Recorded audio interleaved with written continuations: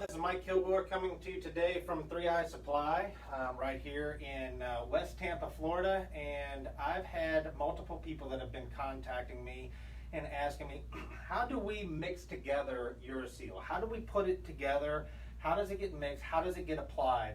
So I wanted to make kind of a short video to make it real simple and to give you the ideas on how to mix part A and part B together so that you can have the best product whenever you get done sealing. So let's first talking off about one thing. Once you get done cleaning the pavers and getting them all clean, typically we like to do what's called dry sanding. Now there's two methods, which is called dry sanding and wet sanding. That's whether or not you broom in the sand whenever the area is dry, or you use a tip and a pressure washer and move the sand into it. Now everybody has their way, and there's multiple different ways of doing it, but this is something that we really want to show. So you have a paver that's right here, or you have a paver that's right here, or you have a paver, and I'm going to do a close-up that shows kind of like this. And this is the gap, okay, actually. So when you have a paver that's like this, where the sand is supposed to be is right about here. This is all sand, okay? Not on top of the paver. These are pavers here that have kind of a pillow top to them. That's right here. They actually go like this and like this, like that, okay? So don't pay attention to this guy right here, okay? And what will happen is that you'll get some people and your broom will go right across the top of this, and the sand will be up here. And a lot of people will see that. As a homeowner, they think this looks really, really good, okay? But where we really want the sand is to be in this joint right here, okay? And below, right here, okay? There's a line that's right here, a chamfer line that's right here. Now what happens is when that sand is too high, when there's too much sand into it, then these pavers tend to move up and down, or vice versa. Whenever you have a big car tire go over the top of it, okay, or someone walks on it, or they shift, or they move. And when they do, it will actually crack the top of this, and that's what makes it look horrible. So what we want to do is have the sand down be in between these joints right here. That's where the sand is supposed to be, so that if the pavers do slide up and slide down a little bit and maneuver with them, it's not going to pull the sand down, okay? So when you're brooming, you want the sand to be down into this area. So that's just a small little piece of where to put the sand. We go into other videos talking about how to do the sanding, but this is just a small piece that's there. So I'm going to erase this best I can. We're going to talk about Ure Seal. So Ure Seal H2O comes in a kit. The kit itself is this big guy right here, okay? You see it right here. This piece right here, you have a round tab that's right here. I've got this one taken apart because I want to show you inside of it there. But whenever you pull that tab off, inside of it has a plastic container inside of it that separates. And I'm not going to completely pull this apart, but you'll see that there's a plastic container that's right here, a liner that's there. You see that liner that's right there? And underneath that liner is the other sealer, okay? There's a white liquid that's underneath there. It's completely full inside there. See right down in there? See the sealer? Okay, but also there is a gallon container just like this, okay? This is a gallon of the urethane. This is the part B that's right here. So when I talk about part A and part B, these are the two pieces that you're going to be looking at. This is part A, which is the bottom part, and then part B is up here. See what? A, part B. See, I'm messing around with that. Have a good time. Okay. So we'll put those right there. Now, let's talk about how we mix those together. Where'd my marker go? Here it is, right here. Got it. Okay. So we have part B and part A. Okay? When you get this bucket, this is typically about a 6-gallon bucket. That's how big that bucket is. It's about 6 gallons. You're going to take part B and you're going to put it into part A. And then you're going to mix it. Now, we used to mix it with this really cool stick, this right here, a long time ago. Then we graduated into a paint mixer. So you're going to mix it. Now, you're not trying to make butter out of it. You're trying to just mix it. Get it moving, get it stirring for 3 minutes. You're not just trying to move it together. You're trying to let it emulsify together. Let it actually blend together. Let the chemistry start to work. 3 minutes, okay? Get you an egg timer. 3 minutes. That's how long you want to mix it for, okay? After you've done that, okay, you're going to take 3 5-gallon buckets. See, this movie is so awesome that people are calling in, but we're going to let that go for right now. We're going to take 3 5-gallon buckets. 1, 2, 3. Now I know they're not all level, but work with me here, okay? 5 gallons. Okay? You're going to take this mixture that you just had right here, and you're going to evenly put it into these 3 5-gallon buckets. Evenly. 1, 2, and 3. So I'm going to make a line right here. 1, 2, 3. Okay? So this is the mixture that you made here is now going to go in this area right here. Now it's probably going to be a little bit higher than that, but I'm just using this for illustration purposes here. Now, you have a 5-gallon mark that's right here on each one of these buckets here, okay? These two buckets right here, you're going to fill with water to the 5-gallon mark, okay? And this bucket, you're going to double it. So wherever this line is, mark it on the side. It's right here. That's the mark. That's right there. There's this much here. Okay? You're going to double it to here with water. Okay? So fill this to here. Again, this is not to scale. This is just to learn how to put this together. It may be more, a little bit less. That's right there. So now, you typically have 10 gallons here between these two. Okay? You have double that's here. Okay? Now, we talk about application. You have a flood coat, and then you have a top coat. The flood coat is for the joint stabilization. That means it's going to make the sand in between the pavers nice and rock hard. But if you do not get enough liquid into the joints or into those areas, you're only going to harden the top. You won't harden the bottom. So you could put a bunch of sealer on about 3,000 square feet, but you're only going to harden the top, and after a period of time when that chips off, you're going to have a bunch of soft sand that's underneath it. So we have to do what's called a flood coat, okay? So let's say, for instance, you've got 800 square feet, okay? You're going to take these two buckets and you're going to spray these two buckets. This is your flood coat. This is your top coat. So I'm going to call this FC and TC. Really come up with some genius stuff here today.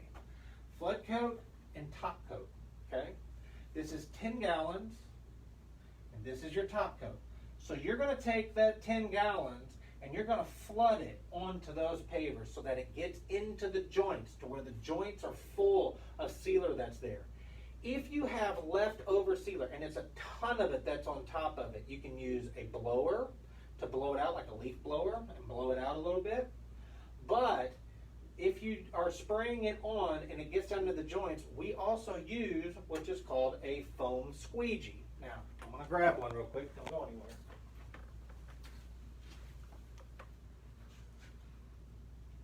I probably should have had that before I started this video, but I didn't. So here it is, a foam squeegee. Now this is a double foam squeegee, as you can see. It's not rubber. But the purpose of the foam squeegee is that when you have pavers,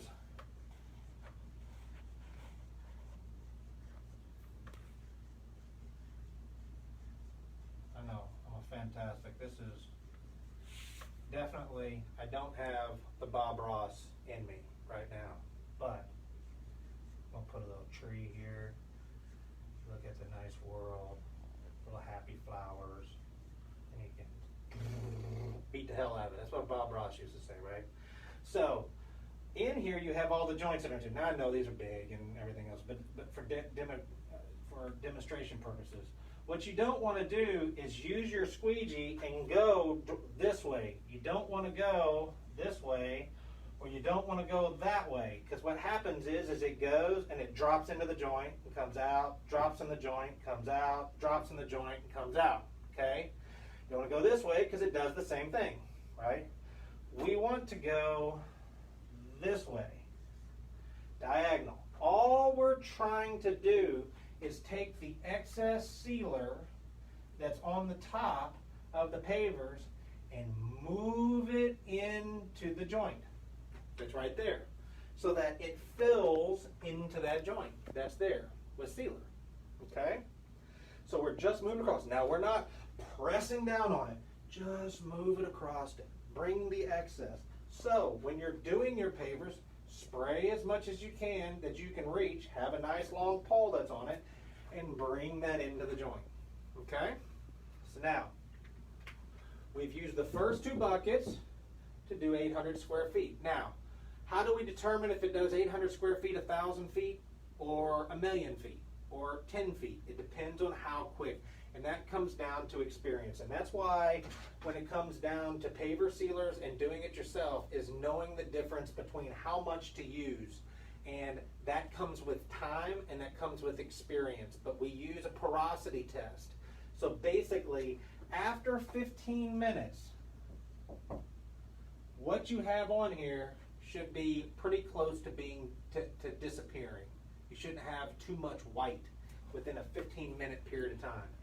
After that period of time, after we get done doing this flood coat that's here, I usually give it about 15 to 20 minutes. I'm letting the urethane that's inside of urethane set up.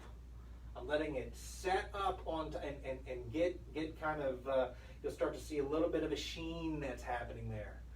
Then we come back with what's called the top coat, okay? Now, remember, we did 800 square feet, the whole thing with these two buckets.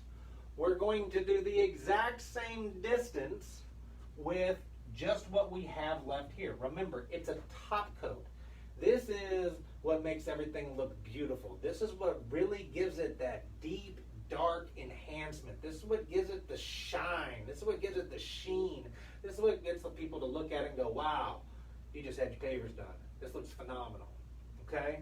So, with this, you're gonna go over the top. All you're trying to do is just give it a nice, even coat. A nice, even coat across the top of it, okay? Now, you're gonna notice that it's gonna be heavier in some place than another. So, with that in mind, we also suggest using what's called a slit foam roller to go over the top of it. So after you get done spraying down the top of it, we use what's called a slit foam roller. Now, this doesn't always have to be done, but this is what we suggest. This roller actually looks like it has a ton of little donuts in it. Can you see them there? See all the donuts? My dirty hands and dirty fingernails from cleaning today. Right here. See how it's got slits? The advantage with that is that when you go over these pavers, my pen go. Someone ate it? Did I take off with it? In my pocket? No, I didn't put it in my pocket. Anyway, it's around here somewhere. Lost it. Oh, here it is. Got it. Is that when you have these undulations of pavers that are there, okay, you have certain pavers that may be this high. You may have another paver that's this high. I hope it's not this bad. But you have different areas. These slits will go down in between and fill inside of those areas instead of just rolling over the top of them and help push of it. So typically after we get done with doing that top coat, we just very lightly go over the top. This is going to give you the consistent sheen across the top so that you don't have, like for instance, when you have a paver and you look at the top of it, sometimes you get these what's called fish eyes, and it's really shiny on the top that's here, and it's not shiny over here on the side. So by doing that, that's because there was a pool of sealer that's on top of it. Now, there are some pavers. I'm going to give you guys a couple of hints of some different types of pavers. I don't have them with me, but there are, and I'm going to use very layman terms with these. There are ones that are like this, and they have like dimples all throughout them here, okay? After you get done doing and these are indentation here, after you get done doing the sealing and you spray that, you're going to see that the sealer is going to want to coagulate inside those areas. They're going to want to go in right here, okay? And then they're going to pull there. Well, if they dry when they're there and you look over the top of the pavers after they dry, you're going to see these shiny dimples all over the place. So you have to constantly stay on top of it during the cleaning or during the drying process with either a blower to kind of blow out that excess over to the edges, over across the top, or utilize one of these slip foam rollers that goes over the top of it. Then there's also other pavers, and I'm going to use this as an example this way, that have kind of a wavy top to them here. Same situation. Make sure, I can't tell you how many jobs that we've shown up to, and the person says the person sprayed it, but there's like really big globs of shiny areas all throughout the area. And that's because they didn't take the time to blow out the excess that's there. So, to recap, real simple, and there's a million more things that we can talk about. But to recap simply, how to mix is you're going to take part B, put it into part A. You're going to mix it for 3 minutes, okay? After you've mixed it for 3 minutes, you're going to equally put it into all 3 5-gallon buckets. The first 2 buckets, you're going to fill up to the 5-gallon line. And the third bucket, you're going to double whatever that line is. The first 2 buckets is your flood coat. That's what you're going to flood into the joints there. Make sure you get great joint stabilization. That's going to help protect against the weeds, the bugs, the ants, and all those things. Then the top coat is your beautification coat that's here. That's what's going to give it the longevity. It's going to give it the deep dark colors and the sheen that's there. Now, you should stay off of this after you spray. You should not walk on it from, say, 4 to 6 hours. If you touch it and it's still tacky, then stay off of it. But in Florida, we have such high humidity at times that it takes a very, very long time for it to dry.